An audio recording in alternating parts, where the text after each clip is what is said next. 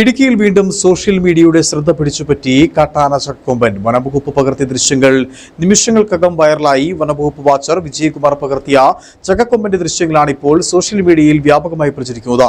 301 colony പ്രദേശത്ത് നിന്ന് കഴിഞ്ഞ ദിവസമാണ് ഈ ദൃശ്യങ്ങൾ പകർത്തിയത്. RRT സംഘത്തിന്റെ വാഹനത്തിലിരുന്നാണ് ദൃശ്യങ്ങൾ പകർത്തിയത്. ശാന്തമായി പ്രദേശത്ത് സഞ്ചരിക്കുന്ന ചക്കക്കൊമ്പന്റെ ദൃശ്യങ്ങൾ ആളുകൾ വലിയ ആവേശത്തോടെയാണ് ഏറ്റെടുത്തിരിക്കുന്നത്.